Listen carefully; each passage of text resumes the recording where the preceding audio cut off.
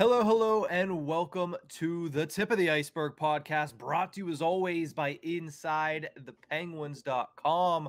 I'm your host, Nick Brlansky, joined as always by Nick Horwat. And we have a busy show for you guys today. Obviously, the theme of the week for the Pittsburgh Penguins is injury news. So we will get into Jeff Petry as well as Jason Zucker's injuries and timetables for their return, as well as a preview of tonight's matchup against the Florida Panthers and a look ahead at the next 9 games, because if you include the Dallas Stars, it is a tough 10-game stretch that me and Horwat will look at and determine how we believe the Pittsburgh Penguins are going to come out on the other side of this in 2023.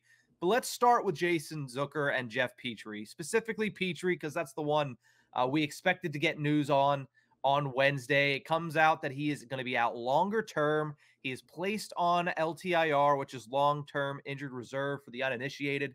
He'll be out a minimum of 10 games, 24 days, which brings him back at the earliest on January 8th against the Arizona Coyotes. But based on what Mike Sullivan said and the way he said it yesterday, doesn't seem like he'll be making it to that game against the Coyotes, does it, Horwat? It's tough to say. All we really got was longer term. But that does push him out for a long time. That's also in the midst of, that's a Western Conference trip, is it not? It is. It would have to be if it's Arizona. It's awkward. Oh, that's weird. It's Vegas, Arizona. And then they go back to California. Oh, that's weird. Okay. Well, yeah, I was going to say, because in situations like that, it comes down to, well, they're not going to travel. So maybe it's most likely that that's how it plays out. And then he just, if he's all well and good, plays in that first game back. Surgery is not required, so I think that's a bonus. I mean, I didn't expect surgery to be required, especially whenever after the game he said he was okay. Strangely enough, nothing looked swollen, nothing looked off. But I mean, he left the game early, and on every replay I saw, I haven't looked back into the replays, but on every replay I saw, nothing looked terrible. But then again, maybe I just missed it. He was in obvious pain, though. Mm-hmm. He was in very clear pain, hustled down the runway, and now here we are. I mean, he said he would be okay, and now it's long-term injured reserve. So tough call to predict, if you will, when he'll be back. Mm-hmm. But I would not. I guess I wouldn't expect that Arizona game either, just because there's travel there. You're just going to keep him at home. Travel with the team you got. You got a day afterwards where you have a travel day afterwards where you can split flights if you need to and go from there. Yeah, I'm no doctor, but it did look very bad from my vantage point. I mean, the way that his wrist got bent backwards and he got hit into the boards by a rather large human being in Alex Tuck. But I'm not a doctor. If it doesn't require surgery, maybe it's not broken. We saw last season Brock McGinn had a broken wrist, and I believe he missed 1 full month or maybe 2 full months. I'd have to go back and check, but he missed at least 1 month. Whether or not it's a broken wrist or a sprained wrist would mitigate the difference between that for Jeff Petry, but it's unfortunate for him because he had really started to come into his own on this Penguins blue line and become an integral role, as I talked about on Penguins to Go yesterday, for this Penguins team. And one, taking some of the pressure off the shoulders of Chris Letang, some of the minutes off the shoulders of Chris Letang. It allowed Letang to not have to worry about the penalty kill as much. And two, it gave them a really good option on the second power play or potentially at the top power play if they needed a little bit of a jolt. But now the Penguins will be without Petry for, as you mentioned, longer term. But with that, they did open up some cap space with putting him on LTIR, brought up Mark Friedman and Drew O'Connor. I would venture to guess that if the Penguins don't need to use them, they won't. I don't think either of them will be in the lineup tonight against the Florida Panthers, but it'll be a case of, does Danton Heinen, who we'll talk about in a couple minutes, does Danton Heinen pick up the pace and look like the Danton Heinen the Penguins need him to look like? And two, do they want to test out Mark Friedman at all? Because this is the second time he's been called up. He didn't play at all in the first stint with Pittsburgh. You know, I would assume that would I assume? I think so. I would assume that maybe Friedman gets a game or two in, just because you never know. You want to filter out the defense, and he plays that Chad Ruhwedel side. You know, so maybe because Chad Ruhwedel's a guy you're able to hand a healthy scratch, and it doesn't affect it that much. So I'm thinking maybe Friedman slots in for a game or two, and that's even without any injuries, maybe just to get some sea legs under him. You never know. And then as for Drew O'Connor, yeah, I don't see that one happening. I just don't. The Drew O'Connor one I don't see happening, mostly because I feel like we have at least a little more confidence in Danton Heinen. I mean, the wheels have to completely fall off Danton Heinen for them to healthy scratch him over Drew O'Connor, I think, at this point. I get it's an injury replacement for a week-to-week basis with Jason Zucker, which we'll get into, but I just don't see it necessarily happening. The one thing I do not want to see, though, is this is what happened last time we had an injury like this. I don't want to see Mike Sullivan hit the shuffle button on this lineup. That first line clicks, not touch it. Don't galaxy brain it just because someone somewhere else is out of the lineup. Okay, all of a sudden you need to change everything about the first line. No, you don't. No, you don't. You can keep it as it is. And now I'm remembering it was the Jake Ensel injury that hit the shuffle. Still, Raquel shouldn't have been moved. Don't do it again yet. As for if we're putting Heinen on the second line, I mean, you kind of have to, because who else? He's the only guy that has that pedigree. Yeah, because you're not gonna say, "Hey, Brock McGinn." No, as he's scoring goals, but they're streaky, and it's just not the same kind of level. Now, Danton Heinen is not the same kind of level, but he is at least got the. Everyone raves about his shot. Everyone talks about how good his shot is. I mean, now's as good a time as any to prove that you still have it, right? Yeah, I think the determination comes down to Danton Heinen this season is vastly underperforming where he should be at, and Brock McGinn is overperforming where he should be at. So you kind of want to take the standard mediation, if I want to use a math term that I'm probably using incorrectly. You want to take the guy that when he levels off is still going to be the better player. And in my opinion, that is Danton Heinen. So we'll see what happens in Florida, but at practice, Heinen was up on that second line with Evgeny Malkin and with who's on the right side there? Brian Rust. I don't know why I couldn't remember that. And Brian Rust. But speaking of the second line, let's talk a little bit about Jason Zucker, because this injury came off of what we suspect is the block shot that he had late in the second period, went down the runway, came back in and played the rest of the game against the Dallas Stars, helped the Penguins off to a very important victory, and now will be out week to week with a lower body injury. Zucker has 20 points on the season, 6 goals, 14 assists in 27 games played. What do you make of the Zucker injury? Obviously, we talked about Petry coming into his own. Jason Zucker as well was having a really good season in a contract year, and somebody who has been deemed as, I wouldn't want to say fragile, but injury prone is the words that have always been used to describe Zucker in Pittsburgh.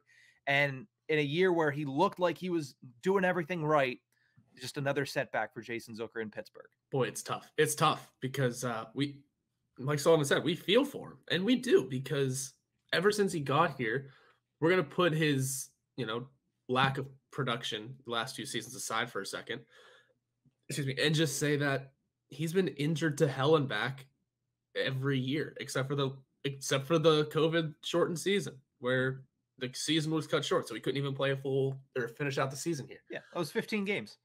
15 games, 12 points. Hey, good start. And then injuries help out. A 38 game season in 2020, 2021, and then 21, 22, 41 games. And now through 27 out of, I think he only missed 2 so far out of 29. This week to week, it hurts. It sucks because he was finally onto something. He was finally gaining some momentum, finally gaining some ground. And it's just, I'm not going to say it's part of the game he plays. We know he plays just a rough grinding game, but this was a blocked shot. There's not, at least if that's what it is, there's not much you could do about it.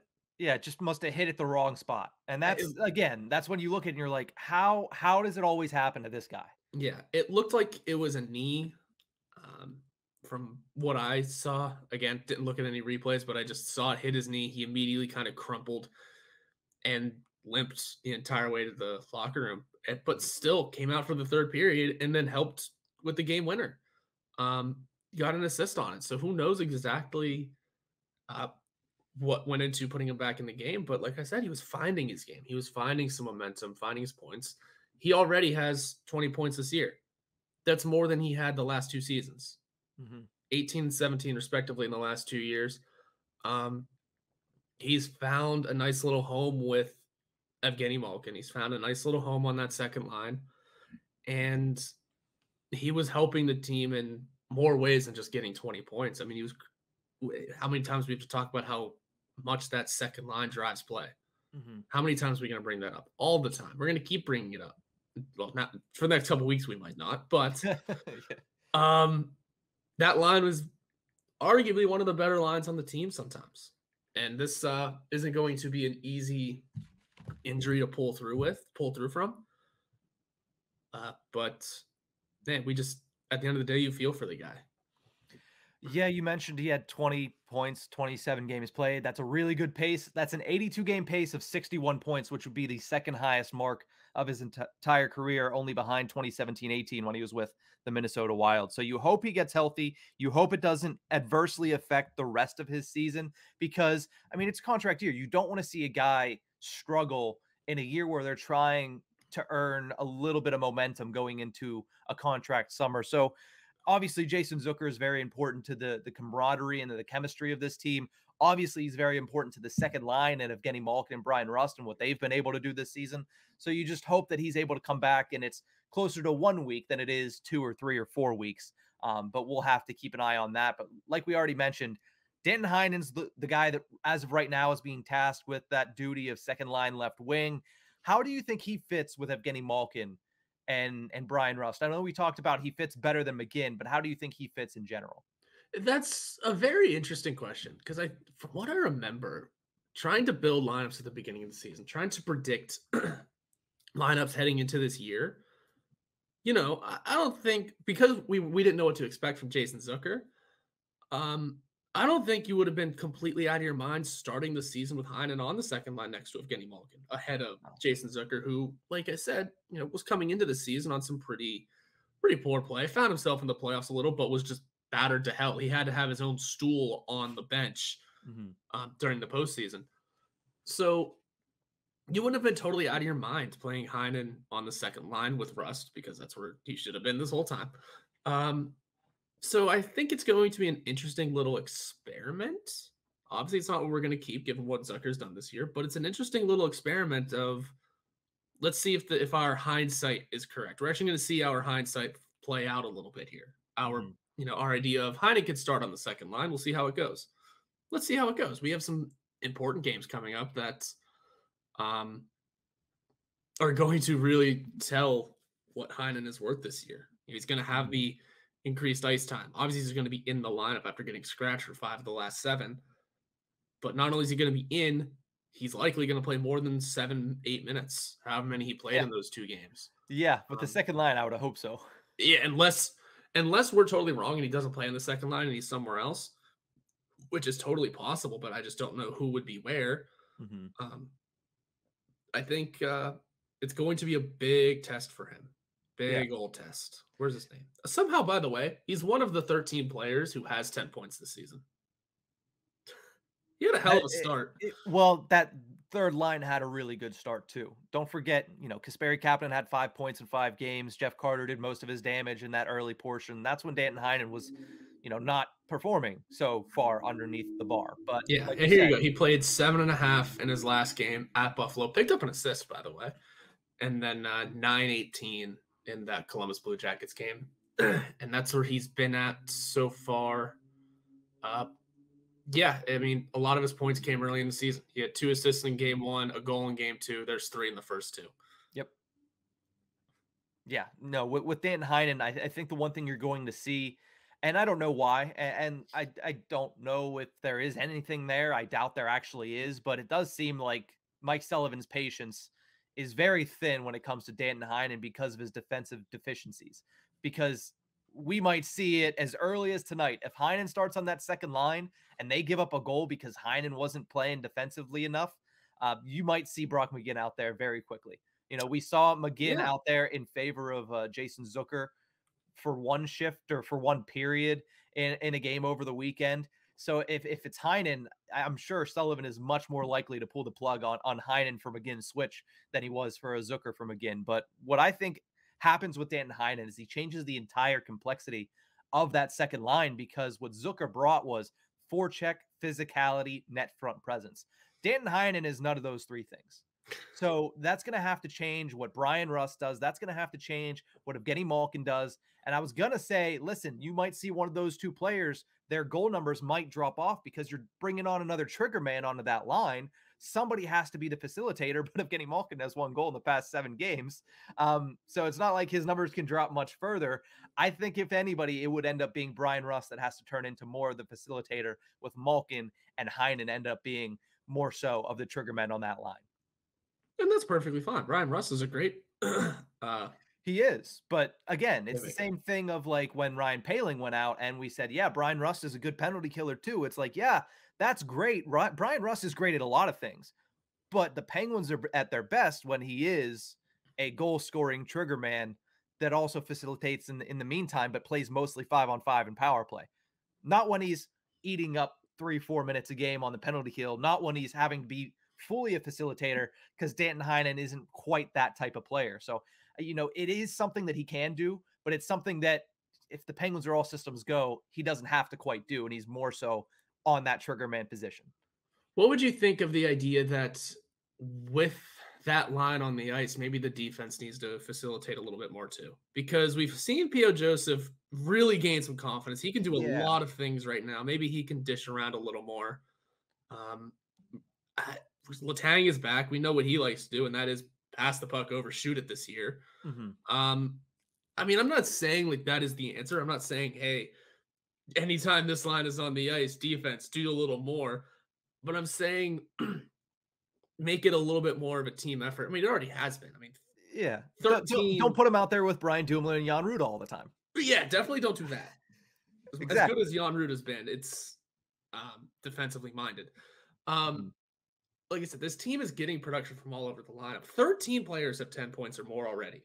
Yeah. We're 30 games into not even 30 games into the season. Tonight's game 30.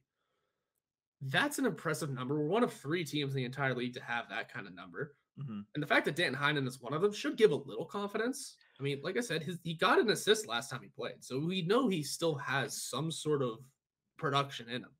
Yeah. I think if the defense can help with that, help produce a little more. I mean, they have 3 names on that list too, Jeff Petry being one of them. That hurts. Mm-hmm. Maybe you get a little push. Maybe. Like I said, P.O. Joseph's got all kinds of confidence. Maybe you just toss him out and say, move the puck, find Malkin, find Rust. If you need to, find Heinen, because he's the amount of times I've seen people talk about his shot. It's incredible. Well, yeah, he has a great shot. It's just a matter of, does he release it?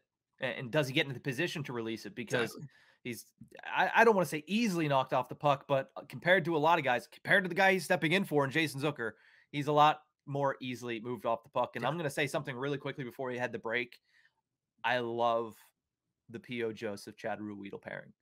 I do. I think it is phenomenal. The one thing they lack is probably net front aggression, where they can get people out of the net front. But I think both of them together could be very good for the Pittsburgh Penguins in the ways that they play the game. So I'm going to leave you with that thought as we head to a quick break. When we come back, we're going to talk Penguins Panthers and preview tonight's game number 30, as Horwat just mentioned.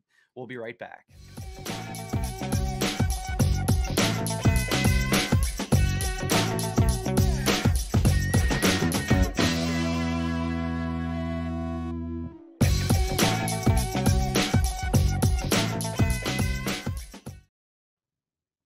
Welcome back to the Tip of the Ice-Burgh podcast, brought to you as always by InsideThePenguins.com. The Pens take on the Panthers tonight in Sunrise, Florida, as they look to extend their season-long win streak to 7 games. The Florida Panthers, not quite the team that they were last season, but they're still dangerous in their own right. 14-12-4 on the season, good for 4th in the Atlantic Division, behind a couple of really good teams right now, and the Boston Bruins and the Toronto Maple Leafs specifically. But if you look at the Panthers, they're still one of the top 5 teams in all major analytical categories, according to Natural Stat Trick at 5-on-5. They're just expected goals, Corsi, all those numbers. They are top 5, top 3 in all of them. So this is going to be a battle at 5-on-5, and the real game might be decided by special teams, which the Pittsburgh Penguins have been excelling at throughout this win streak. So I feel like that's going to be a key once again tonight. Can you stay out of the penalty box? 1, 2, can your penalty kill continue this momentum? And 3, more importantly, can your power play net a goal once again? I mean, you're going to probably get an opportunity for that. You got to remember we're playing against the Tkachuk again. That is true. That is very true. We're seeing the Tkachuk brothers a little more often now that this one, it's Matthew, is in the East in Florida. This one. I was about to say the less annoying one, but the more talented one, in my opinion. Sorry, Sens fans. Well, you might be right about that. Yeah. But it's regardless, ton of fun. That he's leading the team in points. I think I saw on Jacob's piece this morning. Also penalty minutes. Well then, hello. This team he is a Tkachuk. He's a Tkachuk, and it shows. 14 goals, 25 assists for 39 and 45 penalty minutes. So you're going to get your chance with a power play, boys. And it is most likely going to be from a penalty from Tkachuk. The bonuses, and I don't know if this is a bonus, currently not in the lineup, I believe he's injured, is Patrick Horwat. So there goes that net front presence. We don't have to worry about that. As much as we love the guy, he's now an opponent. The love is not the same. Also, I love reading. They have 8 injuries on their hockey reference page. 2 of them are Chris Tierney. His name is listed on here twice. He's really injured. He's really injured. He's really injured. No, it's just one day after another. I guess they forgot to take the one off. He left a game early and then was announced to have a concussion the next day. But anyway, yeah, there's some players that are down that we don't know who's coming around. I mean, if it's Spencer Knight or Sergei Bobrovsky, I think there's an interesting concept in goal that this team is good, but also just thoroughly mediocre. I don't know what it is. They're definitely not the same Panthers from last year. No, it would have been hard for them to repeat that performance. Yeah, but even last year when we were watching them do that performance, the whole conversation last year was, can they continue this? And they kind of could, all season at least. But then clearly into this year they can't. Different team though. You know, it's got a different outfit this year. But that goaltending, it's fine, I guess. It's interesting. I mean, Spencer Knight at this point has nearly taken over entirely for Sergei Bobrovsky. So they have a $10 million or near $10 million. I can't remember what the actual number is right now, but a lot of money for a guy that is a backup goaltender on your team with an .889 save percentage. So Spencer Knight is the guy down there right now in Florida. The only question being, is he going to start in tonight's game? Because he has missed the last 4 games, I believe. I saw that he was sick, but I also saw a report that said he's good to go. It's just a matter of, will they start him against the Pittsburgh Penguins? So you're either going to see Spencer Knight with a .919 save percentage, who is a very young up-and-coming goaltender, not quite yet in the Thatcher Demko sweepstakes, where we're saying he's going to be the best goaltender in the league every single year, despite him not quite showing it ever to this point, except for in the bubble playoffs, I believe. But Sergei Bobrovsky, a $10 million man, wearing a baseball cap, is certainly not a good sign for Zito down there in Florida. It's not, and yeah, I can't confirm. It's $10 million AAV. His total salary, if you want to get real fun, he's getting paid $12 million this year in actual cash. That's a lot of baseball hats. That's plenty of caps can be worn. I mean, yeah, the salary goes down from here on in, but still, for him to be taken over this year at his peak, not good. And also Spencer Knight has a new contract kicking in next year. Even better. Yeah. He'll be making 4 or 5. Now, you know, it's a little more respectable for a young goaltender. He's only 21. Yeah. And I think what he's shown in those flashes, that could end up being a very good deal for them. The only problem is they're pairing it with a bad deal.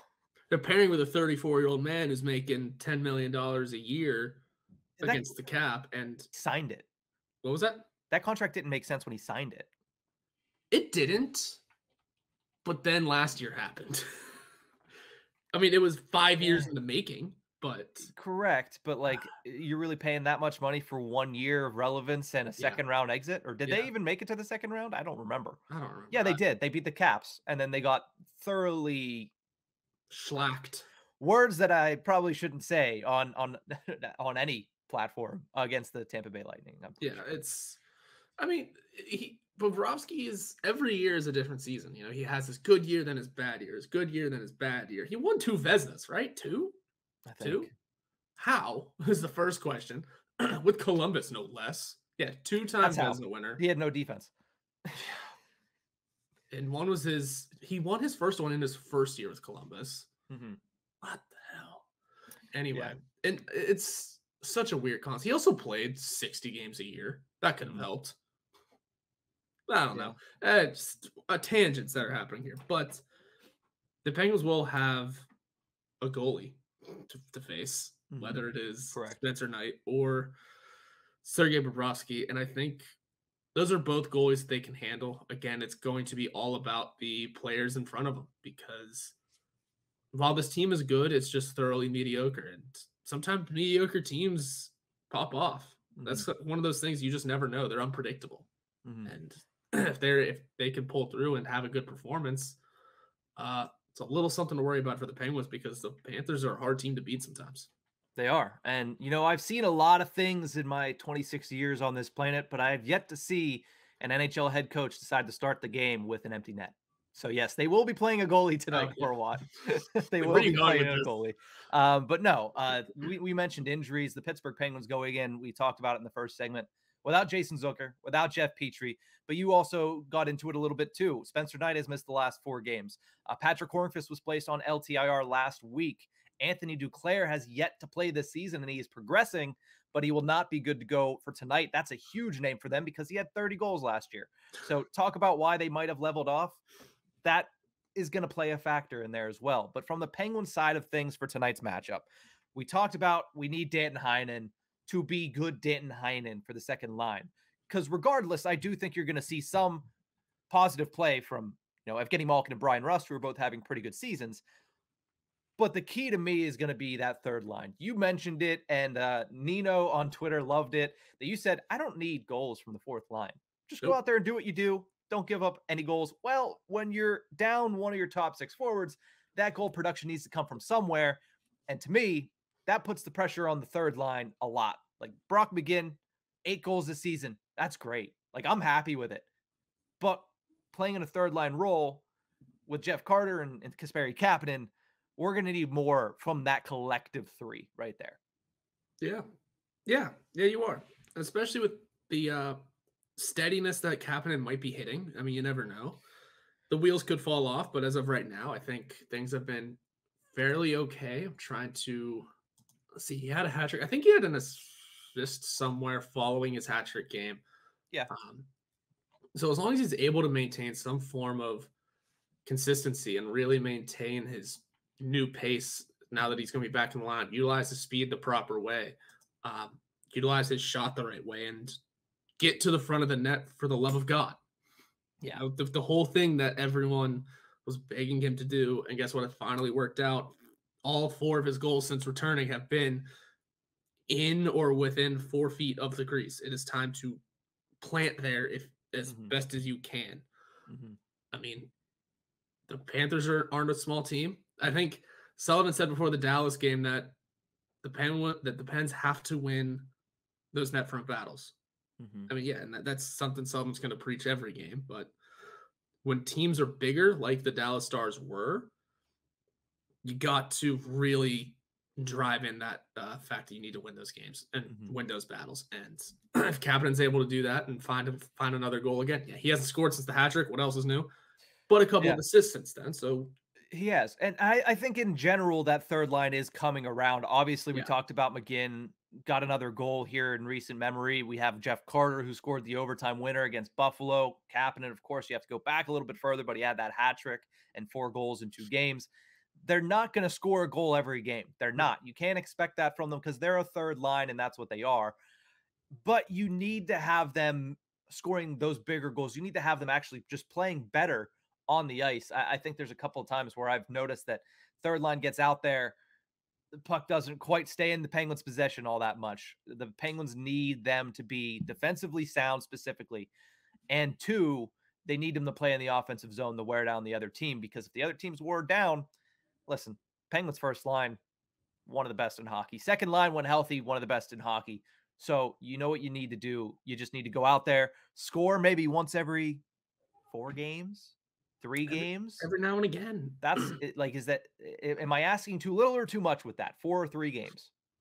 That might be right on the nose. It's extremely hard to say because of the personnel that's on it. we talked last week about possibly, with a Brock Besser trade, pinning him on the third line. Suddenly it's okay. How about every other game? How about, maybe closer to every three? Given the personnel that is on this line right now of Carter, Kapanen, and McGinn, suddenly you're looking at, one every four is acceptable just because we know these guys aren't going to score the same way they used to. Jeff Carter's not leaving this line, by the way, because he cannot stop winning faceoffs. He's not leaving that line. He's just not. He doesn't have to do anything else. Mike Sullivan's going to look at that and go, that's all he needs to do. He's staying there. It's a dumb concept, but hey, shift him to the wing if you need to and adjust. I don't know. But you need faceoff wins on the fourth line too. That's all I'll say. Yeah, you do. But here's the thing. Jeff Carter also said it himself. They're starting almost all of their shifts in the defensive zone. So it's hard for them to gain offense whenever they're literally just starting waving to Jari. Like, they're right next to him, starting their play. Mm-hmm. And then, the average NHL shift is like 40-some seconds. If they don't get it out into the other zone in the next 40 seconds, well, they're off the ice. Next line's going on. Yeah. So it's a hard spot for them to be in. So the production's not going to be there. But as long as their defensive game is fine, you at least have that going for you. As long as they're not collecting minuses, they have something to fall back on. Mm-hmm. Again, it's not a recipe for production, but it's a recipe for something, and it could be helpful. So with the Penguins going up against the Panthers tonight, they're going to hope to extend their season-long winning streak to 7 games, but we're going to hope to extend this episode out to another segment as we take a break right here and come back and talk about the next 9 games for the Pittsburgh Penguins, because it is going to be a rough stretch. We'll be right back.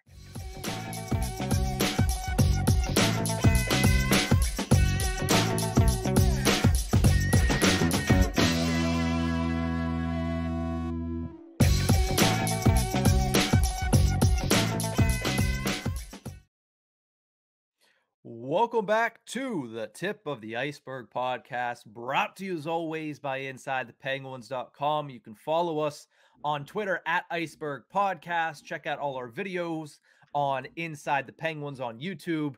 And of course, you can listen to this wherever you get your podcasts from. But let's look ahead to the Penguins' next 9 games, because I wanted to do this last episode. A lot of stuff came up. So if you include the Dallas Stars game, which the Penguins already have a W in that column, they're 1-0 in the stretch of 10. Mm-hmm. But if you look at the rest of the 2022 and then the opening week of 2023, next 9 games, 7 of them are against playoff teams.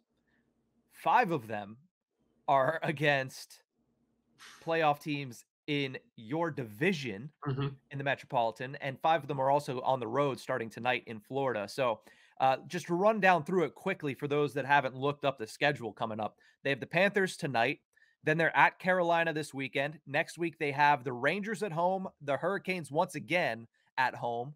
Then they have the Christmas break, come back from Christmas break, and they have 3 games in 4 days, which is the Islanders at UBS Arena, the Red Wings at home, the Devils at home for the first time this season. They take on New Jersey. Then, of course, they get 2 days off and head to Fenway Park to take on the Boston Bruins in the Winter Classic.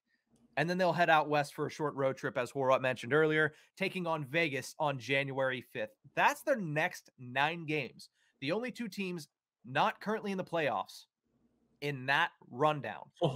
The Panthers tonight, not in the playoff position, and the Detroit Red Wings on December 28th. Every other team is currently in a playoff position, 5 of them coming from the Metropolitan Division. Oh, the Panthers did fall out of a spot. Oh, the Red Wings fell out of a spot. They did. There's 5 Metropolitan Division teams in playoff positioning right now. Just whenever I thought the Metro wasn't going to be as good this year. Wow. Yeah. All right. Well, that shakes things up a lot. Yeah, this is a hell of a run. This is an important run because, like you mentioned, I think the most important part of it is all those Metro teams, because it's a dogfight right now. There's only 4 points separating the Carolina Hurricanes and the Penguins, because we both have 38 for second in the Metro, and the Capitals in 6th. Yeah. These next few games for the Penguins specifically, I don't know who everyone else is playing. I don't know what their Metro division, competitors look like, are huge for standings points. And yeah, the Penguins look like the hottest team in the league right now, or one of the, if not like one or two. It's up there. They better hold on to that streak. They better not all of a sudden be like, all right, our streak is in. Here come a couple of cold games. Can't have that. No. They got to be maintaining some sort of momentum, picking up of these 9, 6, 7 wins. I was about to say, I think the Penguins, especially because of the way the NHL is kind of configured and how important it is to win games in your division and to get good seeding in your division, the fact that you're playing all these games against metropolitan teams, you're going to need to win those ones specifically. But Yes. I mean, you just need to win in general. I mean, that's 5 of the 9, but you look at these other games, you can't drop a game to the Detroit Red Wings at home.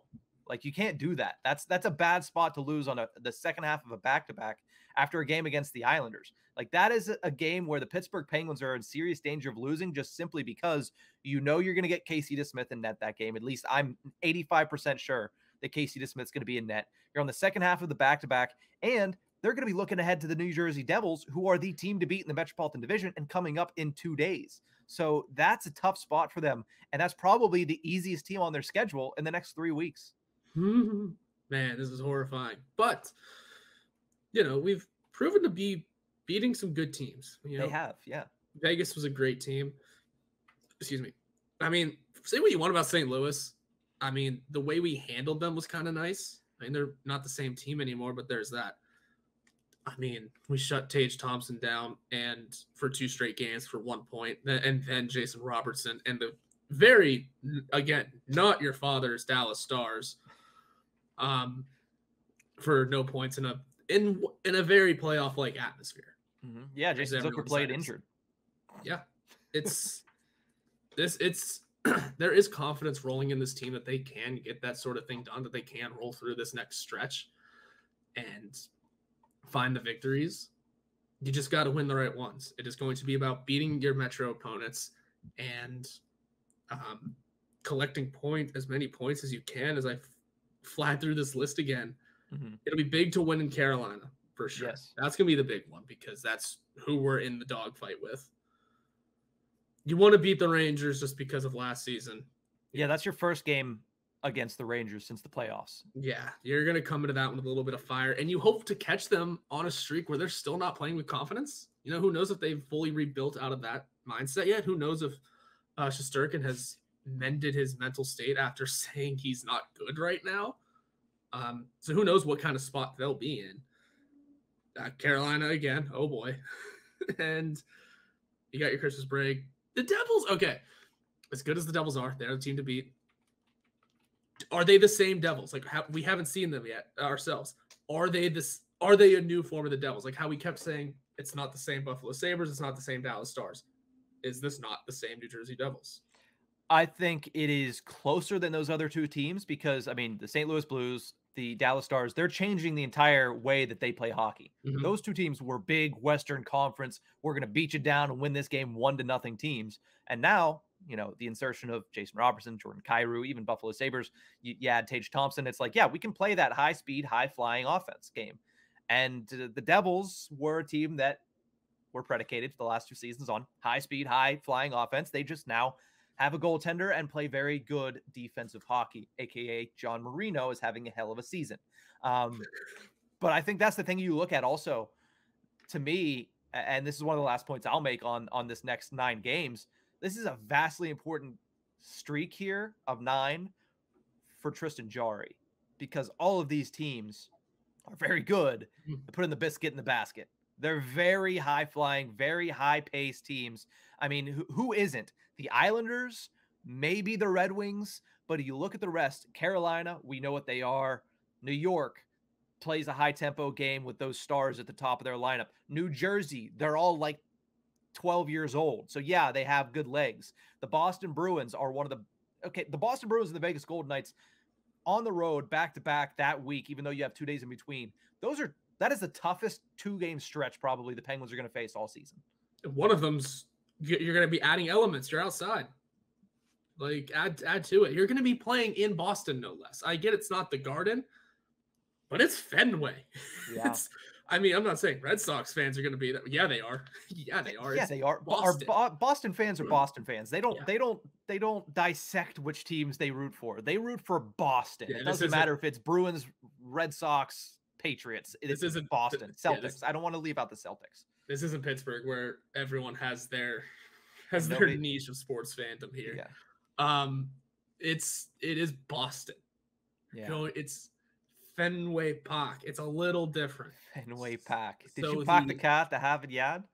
They're gonna have to. They're gonna have to figure something out in Boston because, again, like I said, it's not the Garden, but it's an elemental game.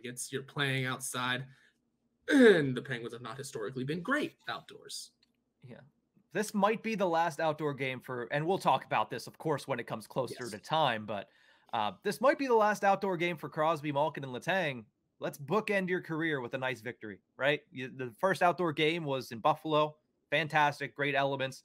This has all the makings of them, hopefully, closing the book on the outdoor game stretch for them. Because it, like you said, it will be a shit sandwich with 2 gourmet pieces of croissant on the end, and then, oh my God, what is happening in the middle? And don't forget about that one win at Heinz Field, pal. We were both at that game. That was a fun game. Pizza Fiesta tasted really good afterwards. It might have been because we were both drunk. But no, that was fun. It started to snow, even though it was 70 degrees the day before. And tell me that wasn't the wildest. Well, listen, I could go over outdoor game stories till the dogs come home. This is the first one I'm missing. Bonus episode. Absolutely. Bonus episode. There we go. Which is Horwat story time, where I tell you my adventures through all of the outdoor games. Anyway. Yeah. I mean, I've been to one. I'll say, like, this is the first one I'm missing. It's gonna suck missing it because I've also always wanted to go to Fenway, but should have tried to get credentials, man. How the hell did we get here? Yeah, I don't know because we ran out of topics, and I think that means we ran out of time for this episode. That's gonna do it for this one of the Tip of the Ice-Burgh. Thank you guys for tuning in. We will be back on Monday with a new episode of Tip of the Ice-Burgh podcast. But if you want more Pens talk, you don't have to wait that long. Check out Penguins to Go coming out tomorrow. I'm going to be talking a little bit about one of the most unsung heroes on the Pittsburgh Penguins and the one guy that could be the key to the Penguins' 6th Stanley Cup run. But that's going to do it for this one. We will see you guys coming down the pike. Have a great one, Pens fans.